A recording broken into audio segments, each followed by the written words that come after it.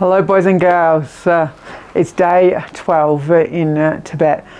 I just had myself a lovely massage. So I went and had the massage and the lady I met, the masseuse, she was great, she was really great, and she taught me a lot about Tibetan stuff, and she was saying how she works so much, how she works from 10 a.m. to 11 p.m, that's what they're open to, and it sort of boggled my mind a little bit.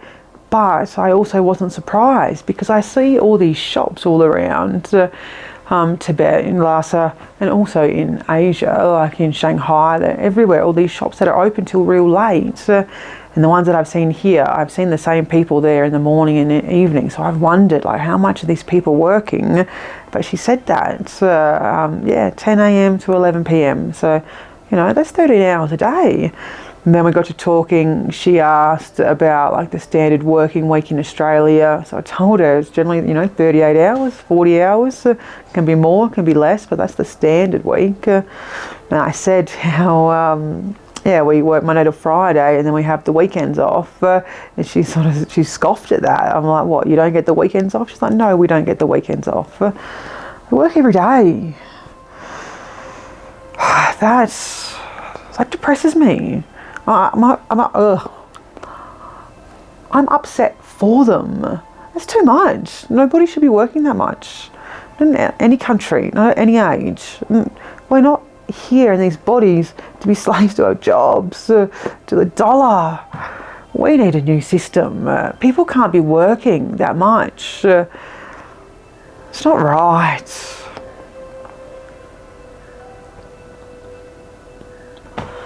So yeah, that happened. My body feels amazing though. She said it was a Tibetan massage. I could have had a Chinese one as well, but I chose for the Tibetan because it was more relaxing. But what she did at different times, I feel like it was part Chinese as well, moving the qi through my body, I reckon, when she was doing certain things at certain spots. Felt good. So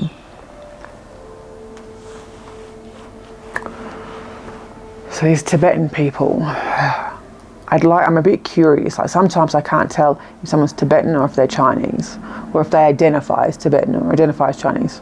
Slight difference. Sometimes it's real obvious, like with the color of the skin and the facial features, that they're like Tibetan through and through.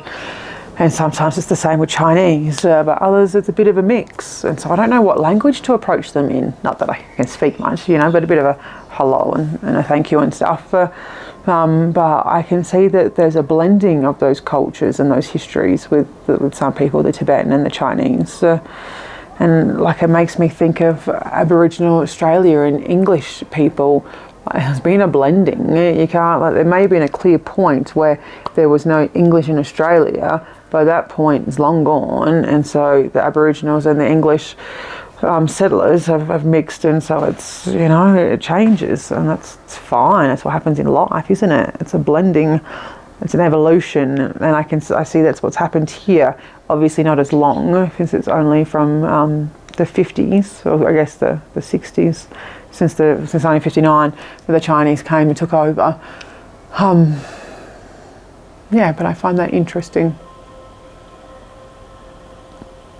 Because with the onset of global travel, with it being so much more accessible to move to travel to different countries and to then live in different countries, like no culture or no people are strictly their own now. You know what I mean? Like Tibetans, you can't just keep your own Tibetan sort of culture and biology unless you have no access to the outside world. I think that's what happened here for so long, because it's so remote. It's quite a mission to get up here. A lot easier these days with the train and flying, so much easier than it was 100 years ago. But for so long, it was remote. So I could see how their ancestry lines would be clearer. But those times are done now, because they're not on their own anymore. And that's the same with other countries. Like, people get real proud of their culture, like Aboriginal Australia, like, I don't know, whatever European country you're from, like Italian or French or Spanish or whomever, perhaps the Indians as well. Like, there's can be a lot of pride in these cultures, but we need to look at what these cultures are and how much that they're not, like, taking a Buddhist perspective, how nothing is independently arising. Everything exists because everything else exists. And I see that now with the cultures on the planet, how that is the case. It may have been in the past a lot clearer when people couldn't travel so much and people couldn't mix and blend, so cultures could be separate and they could be the same, but it's just not the case now.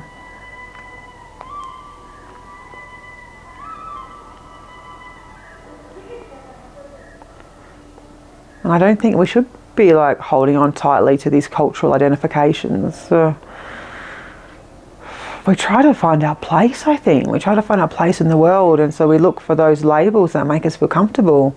Cultural identifications caused me a lot of suffering throughout my life, because I was looking for somewhere to belong. And like, from my features, I could see that I was Aboriginal.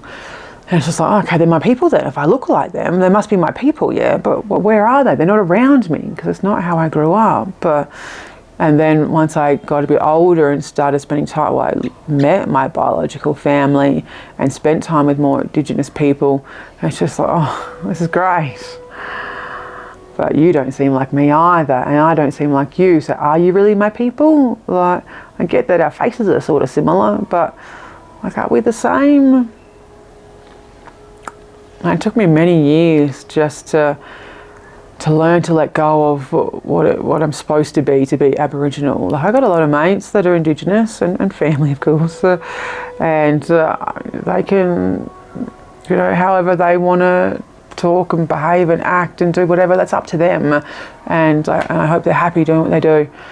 But for me, like, I can see that I was trying to be Aboriginal for so long, for trying to fit in, even though it was a mask that just wouldn't fit.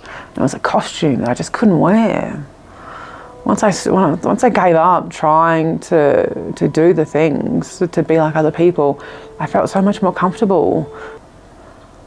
And like, when I got to that point where I really accepted, what I don't understand what Aboriginal means. I see these repeated behaviours in other people, these things that they call tradition and they call culture, and they don't make sense to me, and I don't feel the need to do them. And once I just stopped sort of trying, I just felt better. And it's just like, what about my whiteness? If you can see, it's not like I'm black. I'm just like a little brown.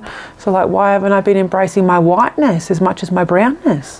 Why haven't I tried to understand that history and where that side of it comes from? Isn't that just as important as the Aboriginal part? Most of the Aboriginal people I know sort of forget that. They deny their whiteness. Again, they can do what they want. But it's there, just denying another part of ourselves.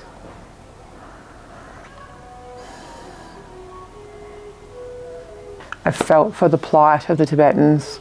I felt like the Chinese shouldn't have come when they come. They shouldn't have done what they did here, and they should have let the Tibetan people be. That's what I thought for a while. But like, I'm grateful that the Dalai Lama left Tibet. I'm grateful that he introduced a lot of the world to Tibetan Buddhism. I think that's a great big gift. And that wouldn't have happened if the Chinese under Chairman Mao's rule hadn't come in.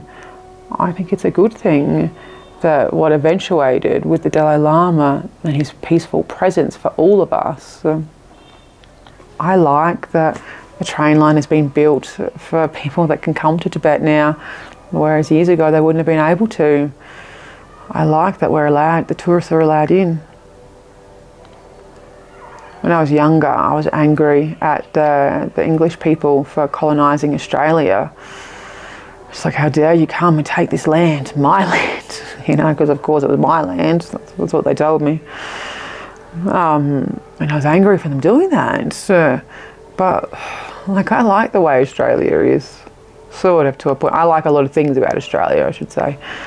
I like what they've brought, and it's just, It's evolution, isn't it? We're not separate. No one gets to say, this is mine, this is mine, this is mine, you all stay out. But we have to share it all with everybody. The land doesn't belong to England any more than it does to the Aboriginal people, in my view. This land doesn't belong to Tibet any more than it belongs to China. The land doesn't belong to any of us. This land is one great big beautiful living organism, and she's sharing herself with us for the time that we are here. We are the custodians of this land, all of it. We are all entitled to all of it, and we need to learn how to share better. These are some of the things that Tibet's been teaching me.